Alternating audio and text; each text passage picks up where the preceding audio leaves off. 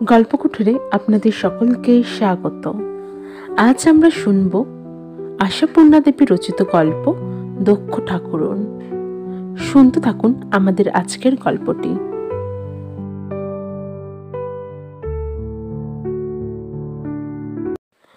ওপারের বড় জেঠির শ্বাস উঠেছে, এই অভাবিত খবরটা পেলেন দক্ষ ঠাকুরন আর্নিকে বসে। অভাবিত বলতেই হবে, কারণ বরদা মুখুজ্জের মা ত্রিনয়নী দেবীর যে হঠাৎ কোনোদিন ওই শ্বাসটা উঠতে পারে, এ দুর্ভাবনা আর লোকের হিসেবের মধ্যে ছিল না।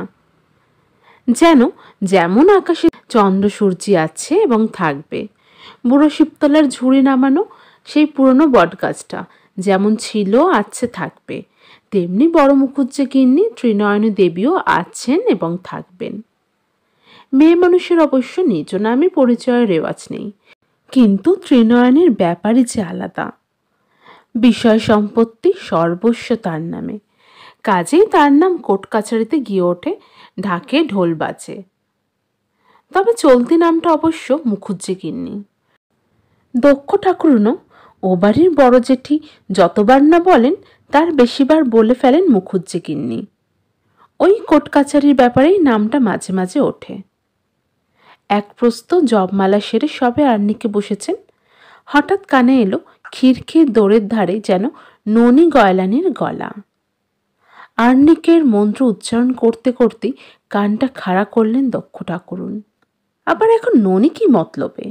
এই তো খানিক আগে বিকেলে দুধ যোগান দিয়ে গেছে। কানটা আরো উৎকর্ণ করলেন দক্ষ ঠাকুরন। কার সাথে কথা কইছে? মনে হয় ছোট বৌমার সাথে। দু চক্ষের বিষ।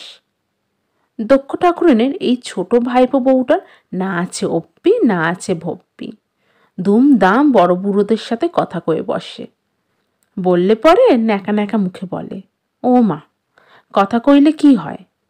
মেয়ে মানুষ তো, কেউ কথা বললে উত্তর না দেয়া বুঝি ভদ্রতা? ওইটুকু মেয়ে ভদ্রতা শেখাতে আসে দক্ষ ঠাকুরনকে। ননিটাও কম নয়, সময় বুঝেই এসেছে, জানে এই সময় দক্ষ ঠাকুরন আর্নিকে বসে। নিঘাত টাকা ধার নিতে এসেছে।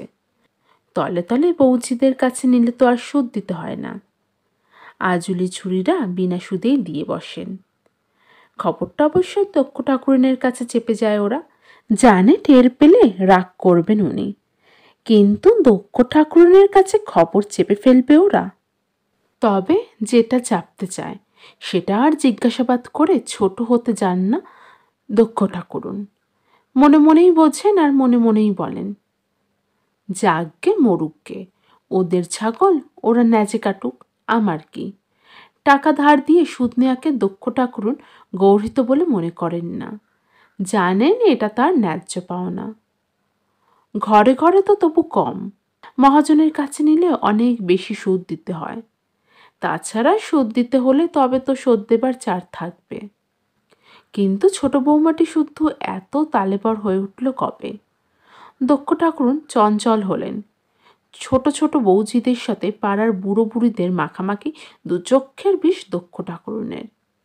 বউ বিগ্রবার কলকারি নাড়তে ওরা ওস্তাদ, বিশেষ করে ন্যাকা বউদের। আর্নিকে বসে কথা বলা চলে না, গলা খাকারিও না।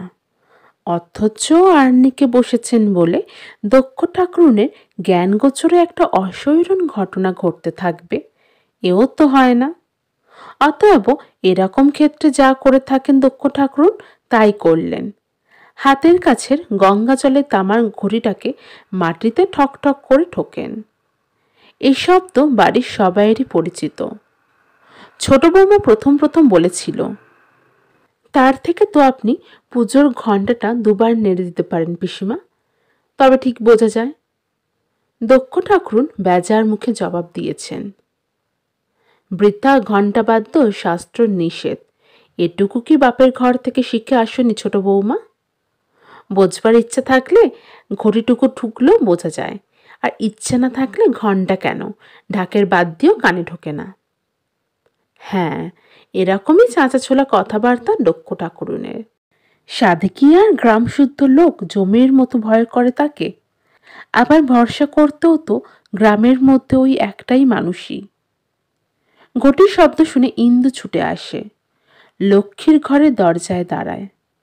দক্ষ ঠাকুরুন তো কথা কইবেন না, তাই তার কোচকানো বুড়ো সম্বলিত জিজ্ঞাসু মুখের দিকে তাকিয়ে ইন্দু তাড়াতাড়ি বলে, ননি পিসি বলছিল যে। থেমে যায় হঠাৎ। দক্ষ ঠাকুরুনের কপাল আরও কুঁচকে ওঠে। ইশারায় প্রশ্ন করেন, কি বলছিল ননি? ইন্দু ঢোক গিলে বলে, আপনার আহ্নিক হোক তারপর বলছি। দক্ষ ঠাকুরুন চিন্তিত হয়, কি আবার বার্তা?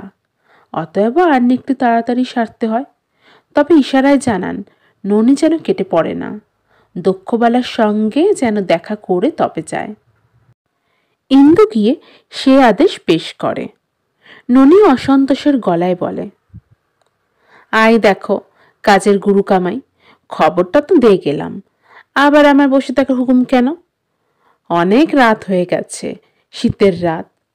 ইন্দু নিরুপায়ের ভঙ্গিতে হাত দুটো ওল্টায়। ননিকে অগত্যা বসেই থাকতে হয়। দক্ষ ঠাকুরনের নিষেধ অগ্রাহ্য করার কথা তো ভাবাই যায় না। শো শো করে আহ্নিক সেরে নিয়ে পেতলের গোপালকে রূপোর খাটে শুইয়ে লেপ চাপা দিয়ে মশারি ফেলে মশারি গুঁজতে গুঁজতে বলে ওঠেন দক্ষবালা, নাও এখন বার্তা কি তাই বলো। ইন্দু ভেবে পায় না খবরটা কিভাবে দেবে, তাই সে তাড়াতাড়ি বলে, আমি ননি পিসিকে ডেকে আনছি। লক্ষ্মীর ঘর থেকে বেরিয়ে আসেন দক্ষ ঠাকুরুন, পুজো করবার কম্বলটা গায়ে দিয়েই। বলতে বলতেই ননি এসে যায়। দক্ষ ঠাকুরুন জিজ্ঞাসা করে, কি খবর লালনি? ননি বলে, বিকেল থেকে মুখুজ্জে গিন্নির শ্বাস উঠেছে, তাই জানান দিয়ে গেল। পরে গিয়ে শুনলে তো দুষবে যে ননি জেনে শুনে বলেনি। দক্ষ ঠাকুরুন কড়া গলায় বলে ওঠেন, আমি তো তোদের সর্বদাই দুষছি, তা কথাটা বলল কে? ননি আলগা গলায় বলে, ওনারা কি আর নুয়ে ডুব দেবে? মান খুইয়ে তোমাকে ডাকতে আসবে? দুধের যোগান দিতে গিয়েছিলাম, ওই আপিং খেকো বুড়ির জন্যই তো রোজ রাতে শের করে খাঁটি দুধের যোগান দিতে হয়। তা যেতে মাত্রই বুড়ির এক নাতি এসে বলল, আজ আর দুধ লাগবে না, যিনি খান তেনার শ্বাস উঠেছে, না বিশ্বাস। আবার কি ভেবে বলল, আচ্ছা এনেছো যখন রেখে যাও। দক্ষ ঠাকুরুন শেষের কথাটায় কান্না দিয়ে বলে ওঠেন, শ্বাস উঠেছে না উঠে থেমে গেছে? স্পষ্ট করে বল দেখি। ছোট বৌমা যেমন ইতস্তত করছিল। ননি তাড়াতাড়ি বলে, না গো দিদি, সে ভয় করোনি, সবে শ্বাস উঠেছে বোধহয়। ভয়ে তো মরেই গেলাম, হাত পা ছেড়ে কাঁদতে বসব। দক্ষ ঠাকুরুন ঝংকার দিয়ে বলে ওঠেন, শেষ হয়ে গেলে তো এই বিরিঙ্গির গোষ্ঠীর সৃষ্টি হেসেল জলে যাবে। সকালে ঘোষের পুকুরের ভাগের মাছ এসেছিল, গামলা ভর্তি মাছের সর্ষের ঝাল রাঁধা রয়েছে, তাই শুধোচ্ছি। ননি ফোকলা দাঁতে হেসে ফেলে বলল, না গো দিদি, ও সর্ষের ঝাল ফেলা যাবে না। ও বাড়ি তো এখন হেসেলে ছ্যাঁকছোক শব্দ চলছে। কর্তা নাতিরা গায়ে চাদর কম্বল জড়িয়ে মদগম্য চালে ঘুরে বেড়াচ্ছে। 100 বছরের পুরনো দড়ি পাকানো নারী, ও কি আর সহজে পাক খুলে বন্ধন কাটাতে পারবে? হয়তো এখন 2 দিন ধরে খাবে। দক্ষ ঠাকুরুন বিরক্ত গলায় বলেন, তুই থাম তো, 100 বছরের পুরনো নারী, এটা তোকে কে কানে ধরে বলে গেছে শুনি? নারী কাটার সময় তুই ছিলি বুঝি? জেঠির বয়স সেই সবে 97, আমার বাবার থেকে 2 বছরের বড় ছিলেন। বাবা বেঁচে থাকলে এই ফাগুনে 95 পড়তো। 100-র সঙ্গে 97-এর তফাৎ কতটুকু, এ প্রশ্ন তুলতে চায় না ননি।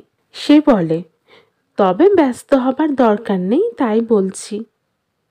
দক্ষ ঠাকুরুন বলেন, তোর পরামর্শ মতন দরকার বুঝতে যাব না কিরে ননি? কথায় বলে মরণের ধরন নেই। ছোট বৌমা, আমার ঘর থেকে মোটা ধোসাখানা এনে দাও দেখি, শীতটা বেশি পড়েছে। ইন্দু থমকে গিয়ে বলে, এত রাত্রিরে এখন ওখানে যাবেন নাকি? দক্ষ ঠাকুরুন অবহেলার গলায় বলেন, যাব না তো কি, ওই ননি মুখপুরীর মতন ভেবে চুপ করে বসে থাকবো? দড়ি পাকানো পুরনো নারী দুদিন দুরাত আটে কাটে বসে আস্তে আস্তে দম ছাড়বে। ইন্দু র্যাপারটা এনে দিয়ে আস্তে আস্তে বলে, ও বাড়িতে যাবেন তো? ইন্দুর এই প্রশ্নের তাৎপর্য আছে। সেটা হচ্ছে, বিয়ে হয়ে এসে পর্যন্ত সে দেখেছে দুই মুখুজ্জে বাড়ির মধ্যে মুখ দেখাদেখি বন্ধ। বিষয় সম্পত্তি নিয়ে নিরবিচ্ছিন্ন মামলা।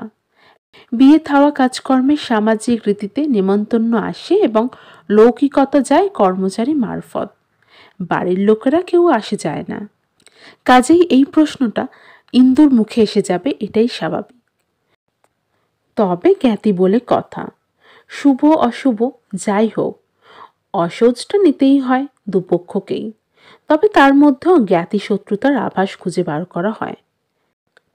যেমন বরদা মুখুজ্জের মেজনাতির বিয়ের আগের দিন হঠাৎ হুট করে এ বাড়ির বউ যখন একটা ছেলে প্রসব করে বসলো, তখন ওরা মাথায় হাত চাপড়ে চিৎকার করে বলে বেড়াতে লাগলো, এ হচ্ছে ইচ্ছে করে শত্রুতার সাধা। খবর দিয়ে পাঁজি পুঁজি দেখে দিনস্থির হলো, আর উনি 8 মাস হতেই ছেলেটাকে পৃথিবীর আলো দেখাতে অন্ধকার কোটর থেকে বার করে ফেললেন। একেই বলে জ্ঞাতি জব্দ করা। অথচ সেই মুখুজ্জ গিন্নির শ্বাস উঠেছে শুনেই দক্ষ ঠাকরুন এই শীতের রাতে ভূষো র্যাপার গায়ে দিয়ে এক পায়ে খাড়া। ইন্দু বেগতিক দেখে তার নিজের শাশুড়িকে ডেকে আনে। অবশ্য দক্ষ ঠাকরুনের কাছে বউ শাশুড়ি দুজনেই তৃণসম। তবুও শাশুড়ি কাতর বচনে বলে উঠতে পারেন, ননি ঠাকুরজি তো বলছে এত তাড়াহুড়োর কিছু নেই, তা গলায় একটু জল ঢেলে গেলে হতো না ঠাকুরজি? আর নিক করে অমনি মুখে যাবে। দক্ষ ঠাকুরুন চাঁচা ছোলা গলায় বলে ওঠেন, ননির কথা যে বেদবাক্যি, এটা এতদিন তো জানা ছিল না বউ। একটা মানুষের শ্বাস উঠেছে শুনে গলায় জল ঢালতে বসবার প্রবৃত্তি যদি না থাকে, আর সে লোকটা তাকে ভাবো। মানুষ মনুষ্যত্ব বলে তো একটা কথা আছে, নাকি নেই? তবে তোমায় এই বলে যাচ্ছি, এলিয়ে বসে থেকো না, তাড়াতাড়ি রান্না সরিয়ে চা চিমড়ি কর্তা গিন্নি সবাই খাওয়া দাওয়া মিটিয়ে নাও। হেসেলে যেন কালকের জন্য আর কিছু রাখতে যেও না। গায়ে তো মজা দেখনে বেলার অভাব নেই। বুড়ির নারী ছাড়বার সঙ্গে সঙ্গে ছুটে এসে তোমাদের খবর দিয়ে যাবে। দক্ষ বেলার ভাজ শঙ্কিত গলায় বলেন, তুমি কি রাতে ফিরবে না ঠাকুরজি? দক্ষ ঠাকুরুন বলে, সে অবস্থা বুঝে ব্যবস্থা হবে। ভাজের মুখের একটা প্রশ্ন পাক খাচ্ছিল। প্রশ্নটা হচ্ছে, যাচ্ছ তো ও বাড়ি, শুনে তোমার ভাইরা কিছু বলবে না তো? কিন্তু বলতে সাহস হলো না। ভাইদের চেয়ে দক্ষ ঠাকুরুন থোড়াই কেয়ার করেন। সে তো আর জানতে বাকি নেই ভাজের। মনে মনে ননির ওপর অসন্তুষ্ট হওয়া ছাড়া আর কিছুই করার নেই। দক্ষ ঠাকুরুন উঠোনে নামতেই ননি বলে ওঠে, একটা লম্ফটম্ফ কিছু দাও দিকি, আমি দিদিকে একটু পৌঁছে দিয়ে আসি। কথা শেষ না হতেই ধমক দিয়ে ওঠেন দক্ষ ঠাকুরুন, থাম ননি, আর কেদ্দারি দেখাতে আসিস নে। উনি চলবেন দক্ষবেলাকে পথ দেখাতে। আকাশ জ্যোৎস্নায় ফাটছে না, বড় জেঠি মরছেন ভালো সময়, মাঘ মাস শুক্লা তিথি, সামনেই তো পূর্ণিমে, দুগ্গা দুগ্গা। ইন্দু তবু চুপি চুপি বলেন, তুমি পিছু পিছু যাও না গয়লা পিসি, এই শীতের রাত, ঝোপঝাড়ের রাস্তা, কুকুরও তো ঘোরে। ননি দুহাত কপালে তুলে বলে, রক্ষে দাও বৌমা, ওনার নিষেধ অগ্রাহ্য করে কাজ নেই। ননি গয়লানির ঘাড়ে তো একটাই মাথা। আচ্ছা তাহলে ওই কথাই থাকলো, সামনের মাসে দে যাব।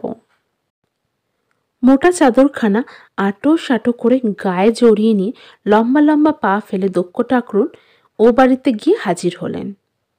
চিরকালের নিয়ত আসার অভ্যাস, আবার অনেক দিন না আসারও অনভ্যাস। কিন্তু তার জন্য দক্ষ ঠাকুরুনের প্রবল প্রবেশের কোনো তারতম্য ঘটল না। উঠোনে পা দিয়ে গলা উঁচু করে ডাক দিলেন, সামনে কে আছিস রে? এক ঘটি জল নিয়ে আয় দেখি, পাটা ধুয়ে নিয়ে দাওয়ায় উঠি। বলা বাহুল্য, দক্ষ ঠাকুরুনের আবির্ভাবটা অপ্রত্যাশিত, তাই পরিবারের সকলেই সচকিত হয়ে ঘর দালান থেকে বেরিয়ে আসে।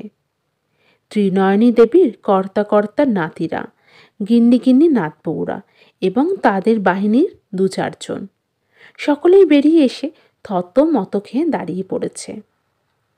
দক্ষ ঠাকরুন প্রবল কণ্ঠে বলে ওঠেন, কি রে, সব কটায় মিলে অমন থতিয়ে গেলি যে, ভূত দেখলি নাকি? 1 ঘটি জল কি মিলবে, না উঠোন থেকে ধুলো পায়ে ফেরত যাব? একটি অবগুণ্ঠনবতী গিন্নি তার বছর 8 মেয়ের কাঁধে একটা আঙুলের চাপ দেন। মেয়েটি তাড়াতাড়ি ভেতরে ঢুকে গিয়ে কোথা থেকে একটা বড় পেতলের ঘটিতে করে 1 ঘটি জল নিয়ে এসে উঠোনে নেমে দাঁড়ায়। দক্ষ ঠাকরুন তার হাত থেকে ঘটিটা নিয়ে পা ধুতে ধুতে বলেন, মেয়ে কার রে? সে যে বৌমার বুঝি? তা হক কথা বলি বৌমা, মেয়ে সন্তান তো একটু আচার আচরণ সহবত জ্ঞান শিক্ষা দিতে হয়। জলের ঘটিটা নিয়ে মেয়ের সঙ্গের মতন দাঁড়িয়ে রইল।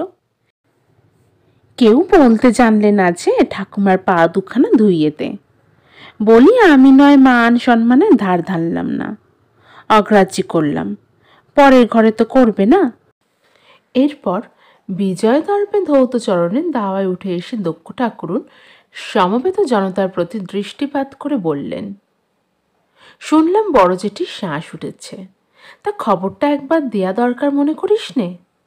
বলি, মামলা করেছিস বলে সম্পর্কটা মুছে ফেলতে পারবি? কুলের মাথা বংশের চূড়ো বড় বাড়ির বড় গিন্নি, তিনি গত হলে এ বাড়ি ও বাড়ি 2 বাড়ি এক হয়ে একঘাট করতে হবে না? মানুষের মনুষ্যত্ব শেখ মত না, তোরও তো বয়স কম হলো না, এটুকু শেখার বয়স হয়েছে। তুই যেমন দেখাবি এরাও তাই শিখবে। তা বড় জেঠি কোথায়, কোন ঘরে? মত না, অর্থাৎ বড় নাতি মৃদু গলায় বলে, ওই নিজের ঘরেই আছেন। দক্ষ ঠাকুরুন বলেন, নিজের ঘরে? এখনো মধ্যে অন্যি বটে, খোলা হাওয়ায় বার করিসনি? দক্ষ ঠাকুরুন দালানে ঢুকতে ঢুকতেই বলেন, তা বড়দা কোথায়? তার এক নাতি বলে, তিনি তার নিজের ঘরেই বসে আছেন, চোখে ভালো দেখেন না, কানেও ভালো শোনেন না। দক্ষ ঠাকুরুন বেজার গলায় বলেন, কেন, এক্ষুনি বা তার এমন অবস্থা হলো কেন? আমার থেকে তো মাত্র 7-8 বছরের বড়। মদনার পরবর্তী জন ঈষৎ হেসে ফেলে বলে, আপনার থেকে কি তা জানি না, তবে বাবারও তো 9 করে 83 বছর বয়স হলো, আমরাই বুড়ো হতে চললাম। ঠাকুমা আকন্দর ডাল মাথায় নিয়ে এসেছিল বলে কি আর পৃথিবী বসে থাকবে পিসিমা? ইতিমধ্যে অবগুণ্ঠনবতীরা এবং নাবালকরা এক একটি ষষ্ঠাঙ্গ প্রণাম সেরে হাওয়া হয়ে গেছে। পুরুষদের সামনে তো মহিলারা কথা বলবেন না, অতএব পিসি শাশুড়িকে আপ্যায়ন করার দায় দায়িত্ব বর্তাচ্ছে তাদেরই। আপাতত রঙ্গমঞ্চে 3 ভাই, মদন, বদন ও রতন, এগুলি অবশ্যই ডাকনাম। পোশাকি নাম আলাদা আছে, জমকালো জমকালো, কিন্তু মাসি পিসির সেগুলো মনে রাখার কোনো দায় নেই। দক্ষ ঠাকুরুন বক্তার দিকে তাকিয়ে তাচ্ছিল্য দৃষ্টি এনে বলে, তোর কথাগুলো তো বড় ক্যাটক্যাটেরে বদনা। সাথে কি আর বলেছে, ভিন মাটিতে মেজর গরণ, তা তোর আর দোষ কি? দুনিয়াখানার দিকে তাকিয়ে দেখ, মেজরা হচ্ছে হাড় কুচুটে, মরুগ্গে। বলি, কবিরাজ কি এসেছিল? এক নাতি বলে, হ্যাঁ এসেছেন, বাবার ঘরে বসে আছেন। দক্ষ ঠাকুরুন অবাক হয়ে বলে, বাবার ঘরে বসে আছেন? যার শ্বাস উঠেছে তার নাড়ি ধরে বসে না থেকে বাবার ঘরে কেন? তামাক পুড়াচ্ছে নাকি দাবা ঠোকা হচ্ছে? ভালোই কাল পড়েছে।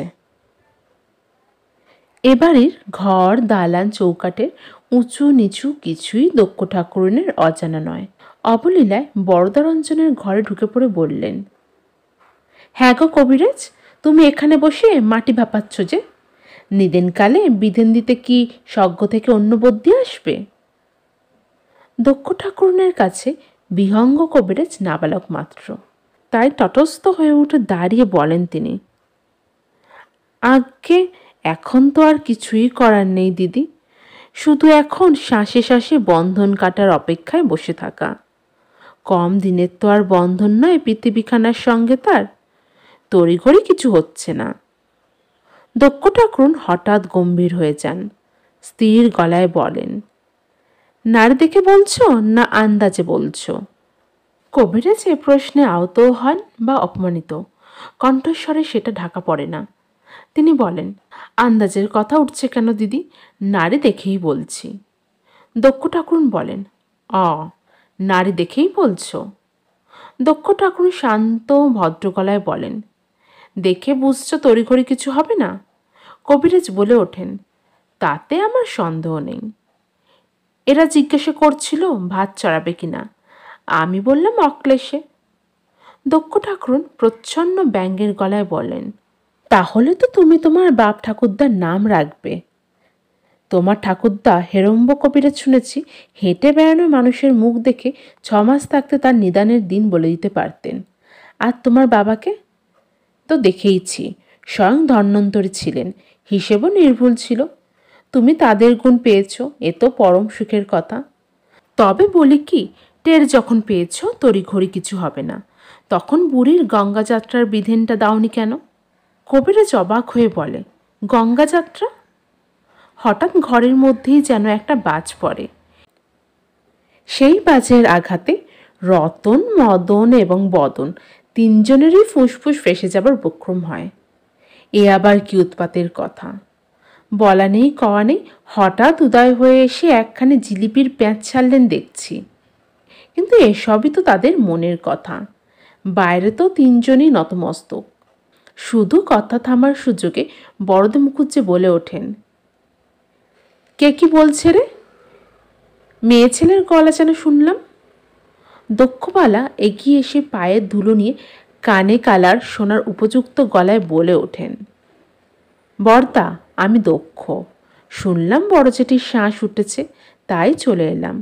তা কবিরাজ যখন বলছে সময় রয়েছে, তখন মাকে ঘরের মধ্যে গুম খুন করে মারছ কেন? খড়দার গঙ্গার ধারে একটু চারা জুটছে না? জেঠির গঙ্গা যাত্রার ব্যবস্থা করাও। বড়দা অসহায় গলায় বলেন, আমি আর কি করব, আমার আর কি বা ক্ষমতা?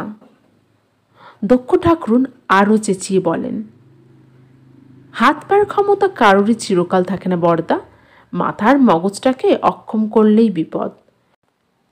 শত্রুর মুখে ছাই দিয়ে তোমার ওই 3 বেটাই তো বল বুদ্ধি ভরসা। তাদের বেটারা পর্যন্ত মাথা চারা দিয়ে জোয়ান জোয়ান হয়ে উঠেছে, পয়সারও অভাব নেই, অথচ এই চারকালের মানুষটাকে ঘরে পচিয়ে মারবে। আত্মাটা খাঁচা ছাড়া হয়ে বেরিয়ে পড়ে উঠে যাবার পথ খুঁজতে 64 দেয়ালে মাথা ঠুকে ঠুকে মরবে। বলে দেশ দেশান্তর থেকে লোক আসছে গঙ্গা তীরে মরতে, আর তোমাদের দৌড়ে গঙ্গা, তবু গা ঘামাচ্ছ না। ছি ছি, দেখে শুনে তো হতবাক হয়ে যাচ্ছি। হ্যাঁ, হঠাৎ কখন ফুট করে প্রাণ পাখিটি বেরিয়ে যেত, কারুর কিছু করার ছিল না, এটা অবাকই। তোমরা আতকুড়ি বেটা ছেলে হাত পা কোলে করে বসে থাকবে আর বুড়ির শ্বাস গুনবে? কতক্ষণে মেয়াদ ফুরায়, ছি ছি। দক্ষ ঠাকুরুন 3 নাতিকে ডেকে বলেন, মতনা বতনা রতন, নে এবার গা তোল, ঠাকুমার গঙ্গা যাত্রার ব্যবস্থা কর। এবারই ও বাড়ির মধ্যে একটা মেছো পুকুর নিয়ে মামলা চলছে আজ প্রায় বছর 8। তা এদের মধ্যে যাওয়া আসারও চলন নেই, অথচ এরা কেউ মুখ ফুটে বলতে পারল না। তুমি আবার হঠাৎ গায়ে মানে না আপনি মোড়ল হয়ে আমাদের ব্যাপারে নাক গলাতে এসেছো কেন বাপু? আমাদের ঠাকুমা আমরা গঙ্গায় দিই কি গৌড় দিই, তাতে তোমার কি? মিটমিটে প্রদীপের আলোয় দেয়ালে দীর্ঘ ছায়া ফেলে 3 পৌর পৌর ভাই পরস্পরের মুখ চাওয়াচাওয়ি করে। দক্ষ ঠাকুরুন অবশ্য ওদের মানসিক অবস্থা বোঝেন, তবে গ্রাহ্য করেন না। খাটুনির ভয়ে মানুষ কর্তব্য পালন করবে না, এড়িয়ে যাবার চেষ্টা করবে, এর চাইতে অসৈরণ আর কিছুই আছে নাকি? আরও প্রবল ক্ষমতাময় দক্ষ ঠাকুরুনের ওই অসৈরণ সইবার ক্ষমতাটাই একান্ত অভাব।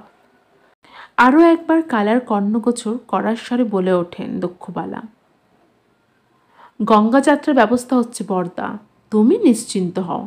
তোমার ছেলেরা এক মুঠো খেয়ে নিয়ে তৈরি হয়ে নেবে। এই তো এক পথ ধারেই গঙ্গা, গাড়ি পালকি লাগবে না, নাতির নাতিপোড়া একখানা চারপাইয়ে চড়িয়ে নিয়ে যাবে। আগে একজন এগিয়ে গিয়ে ঘর ঠিক করে আয় দেখি বাপু, খড়দার গঙ্গার মরাপোড়ার ঘাটে তো সর্বদাই ভিড়। কবিরাজ, এবার এসে দেখো দেখি, নারীটা আর একবার দেখে নাও। মদনের কাতর মুখের দিকে তাকিয়ে বিহঙ্গ কবিরাজ দুর্গা নাম করে বলে, নারী আমি দেখেছি দিদি, আজ রাতে কিছুই হবে না।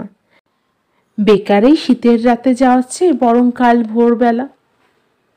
দক্ষবালা পাথুরে গলায় বলেন, শীতের রাত ভরে কর্তব্য করবে না? মানুষ হয়ে তবে জন্ম নেয়া কেন কবিরাজ? মানলাম আজ রাতের মধ্যে কিছু হবে না, তো এক রাত্রির গঙ্গা তীরে বাসটুকু তো হবে।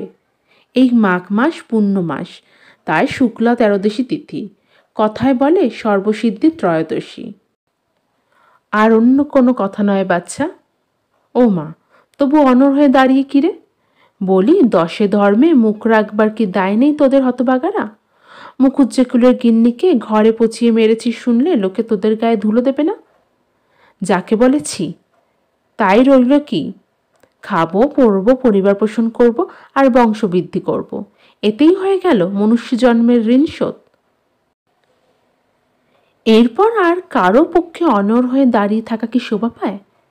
মনুষ্য জন্মের ঋণটা কার কাছে সেটা বোধগম্য নাও হলেও আপাতত দক্ষ ঠাকুরনের কথা অগ্রাহ্য করার ক্ষমতা হয় না ত্রিনয়নী দেবীর নাতিদের। ভাড়ার ঘরের পাশের একটি ক্ষুদ্রায়তন কক্ষে শেষ শয্যায় শয়িতা ত্রিনয়নী দেবীর ঘরে ঢুকেই দক্ষ ঠাকুরন বলে ওঠেন, জেঠির তাহলে এখন এই ঘরে প্রমোশন হয়েছে বৌমারা? ভালো ভালো। কুলঙ্গির ভেতর অপিদীপ কেন? ঘর যে আরও ভূষকালি হয়ে উঠছে। মেঝে রাখতে একটা পিল সোজা জোটেনি। আমি বাচ্চা স্পষ্ট কথা বলি, খক কথা কইতে বাপকেও ডরায়নি কখন।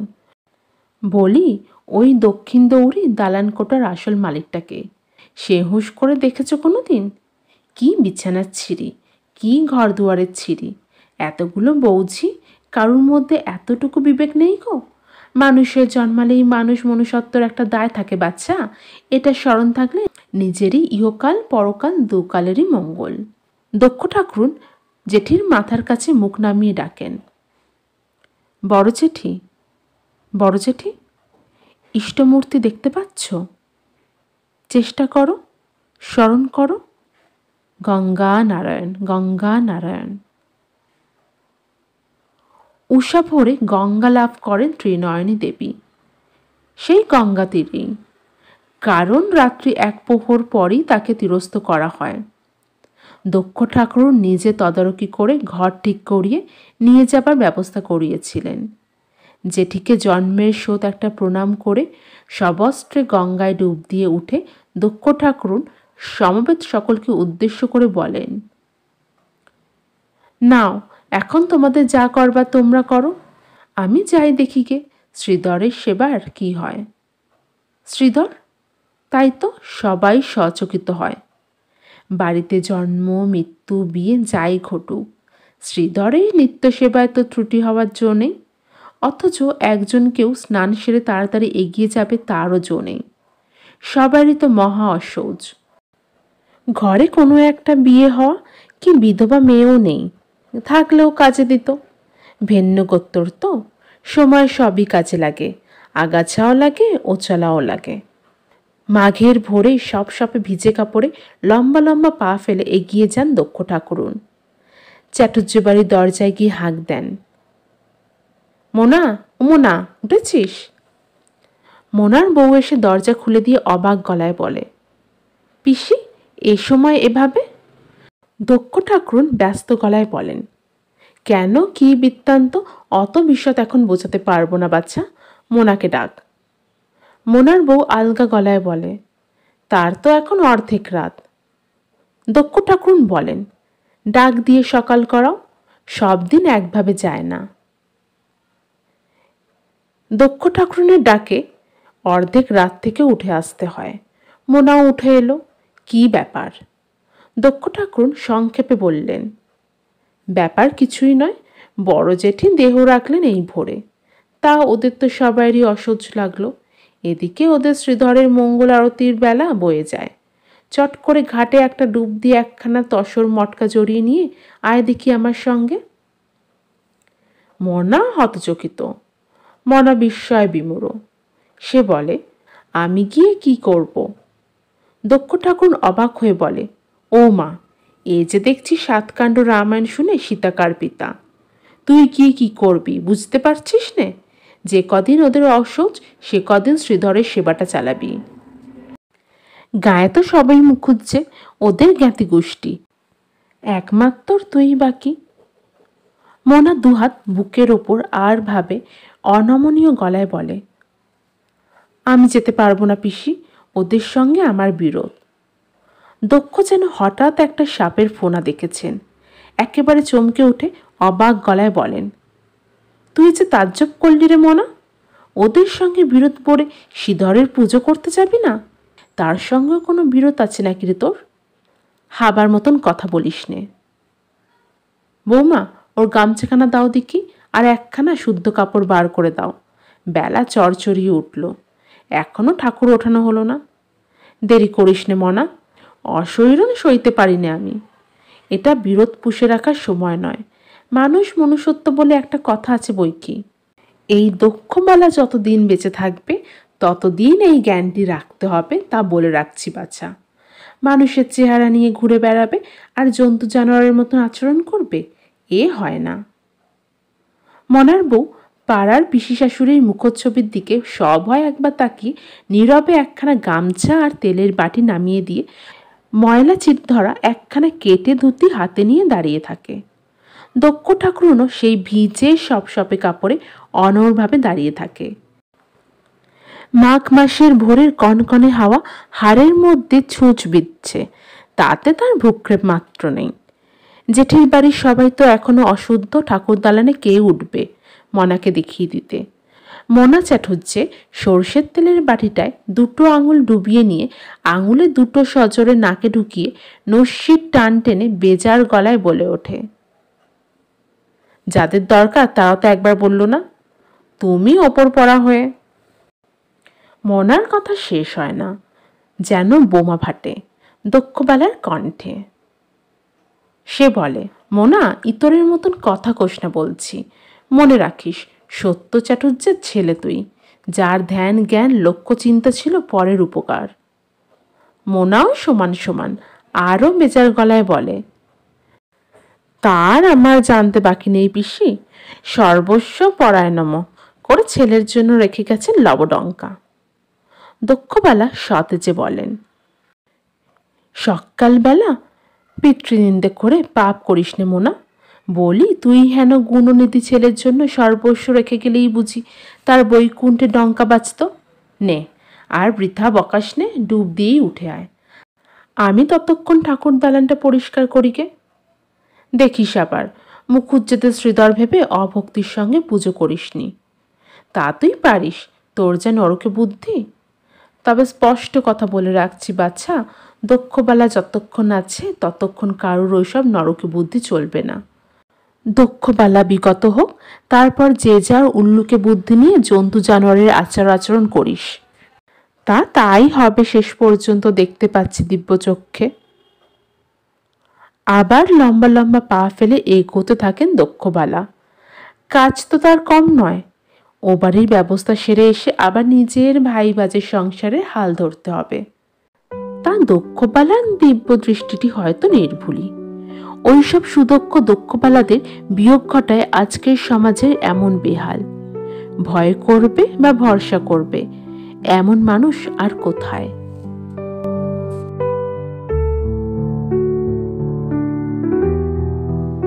আমাদের আজকের গল্প দক্ষ ঠাকুরন এখানেই সমাপ্ত হলো। নমস্কার।